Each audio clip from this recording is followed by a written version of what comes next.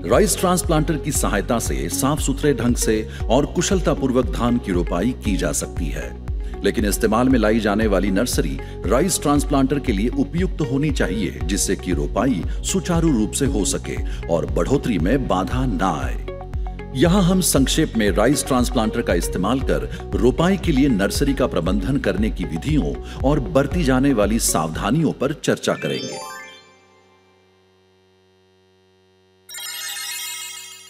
सबसे पहले नर्सरी के लिए इस्तेमाल में लाई जाने वाली मिट्टी तैयार करें। एक राइस ट्रांसप्लांटर के लिए लगभग 4.3 लीटर प्रति मैट मिट्टी की जरूरत पड़ती है। इस्तेमाल में लाई जाने वाली मिट्टी के लिए या तो पहाड़ी मिट्टी या धान के खेत की मिट्टी इस्तेमाल में लाएं। जिस खेत में सब्जियां उगाई गई हैं, उस खेत की मिट्टी इस्तेमाल में ना लाएं, क्योंकि इस प्रकार की मिट्टी में जीवाणुओं की भरमार होती है।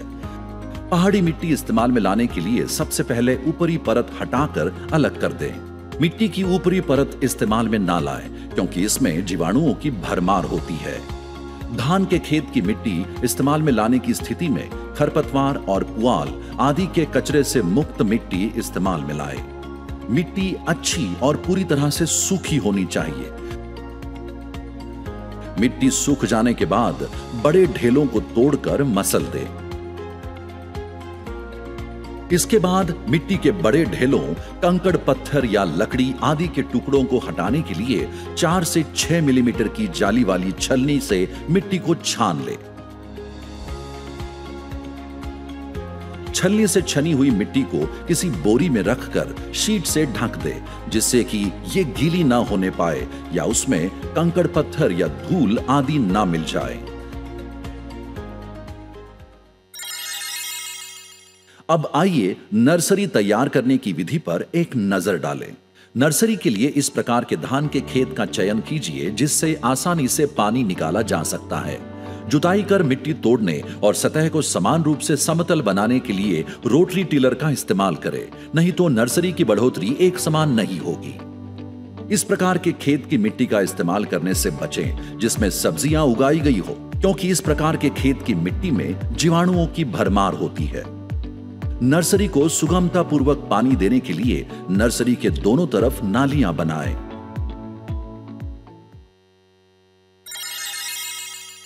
अब आइए धान के बीजों को तैयार करने की विधि पर नजर डालें।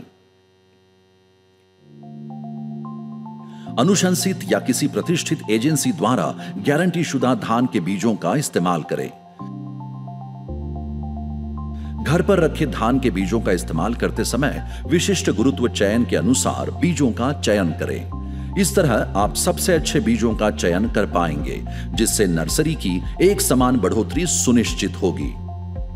इससे आप बीजों को धूल मिट्टी, पुआल के मलबे और खरपतवारों के बीजों से भी मुक्त कर सकते हैं।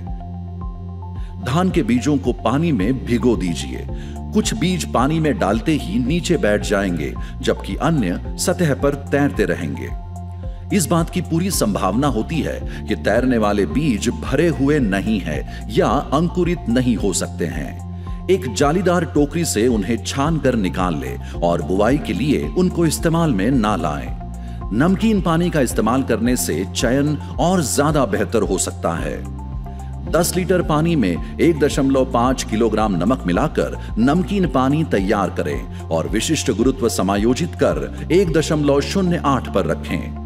धान की संकर और बासमती किस्मों के लिए ताजे पानी में, न कि नमकीन पानी में बीजों का चयन किया जाना चाहिए। नमकीन पानी का इस्तेमाल कर चयन करने के बाद नमक की सूक्ष्म से सूक्ष्म मात्रा भी हटाने के लिए बीजों को अच्छी तरह से ताजे पानी से धोया जाना चाहिए। नमक की थोड़ी सी भी मात्रा बची रहने पर बीजों को नुकसान पहुंच सकता है। अब धान के बीजों को पर्याप्त मात्रा में पानी सोख लेने दे, जिससे कि बुवाई के बाद अंकुरण और बढ़ोतरी को बढ़ावा मिले। इस चरण को बीज भिगोना कहा जाता है। जालीदार थैलियों में धान के बीजों को बांट दे, जिससे कि धान के बीज एक समान रूप से पानी सोख ले। बांटने के बाद धान के बीजों को पानी में डालकर अंकुरण होने की प्रतीक्षा करें। दिन में 2 बार पानी बदलना सुनिश्चित करें। पानी नहीं बदलने पर धान के बीजों के लिए ऑक्सीजन की कमी हो सकती है, जिससे वे अंकुरित नहीं हो पाएंगे। अगर कोई जल स्रोत उपलब्ध है तो निरंतर पानी दिया जा सकता है। धान के बीजों द्वारा पर्याप्त पानी सोख लिए जाने और इस तरह फूल जाने पर बीज भिगोने का काम पूरा हो जाता है। बहुत ज्यादा अंकुरण न होने पाए, इसको लेकर सावधानी बरतें। धान के अंकुर लगभग 1 मिलीमीटर हो जाने पर बुवाई के लिए सबसे ज्यादा उपयुक्त होते हैं। अंकुरित न होने वाला या बहुत ज्यादा अंकुरित हो गया धान उचित रूप से उग नहीं पाता है।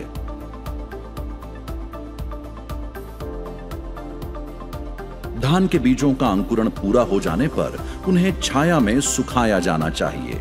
धान के बीजों को विनाइल की शीट पर फैलाकर छाया में सुखा ले। धान के बीज उपयुक्त रूप से सूखे हैं या नहीं, ये जानने के लिए उन्हें अपनी मुट्ठी में बंद कर फिर उसे खोलें। कई बीज आपकी हथेली से चिपक जाने चाहिए। अब आइए बुवाई की प्रक्रिया पर एक नजर डालें। यहां हम सीडलिंग ट्रे का इस्तेमाल किए बिना हाथ से बुवाई की विधि बताने जा रहे हैं। एक क्षेत्र में नर्सरी की फ्रेम के लिए इस तरह क्यारी बनाएं, जिससे पानी सोखने और निकालने की प्रक्रिया का प्रबंधन आसान हो। सतह की मिट्टी जोतकर या गुड़ाई कर बारीक बना ले और सतह समतल कर ले। नर्सरी की एक समान ऊंचाई पाने के लिए मिट्टी को समतल करना जरूरी है। विनाइल शीट छिद्रित न होने पर उसमें छेद कर दें। पानी की आपूर्ति और निकासी के लिए क्यारी पर छिद्रित विनाइल की शीट बिछाएं। 2.5 से 3 सेंटीमीटर वर्गाकार लकड़ी का नर्सरी का एक फ्रेम बनाएं, जिसकी आंतरिक लंबाई चौड़ाई 28 गुना 58 सेंटीमीटर रखें।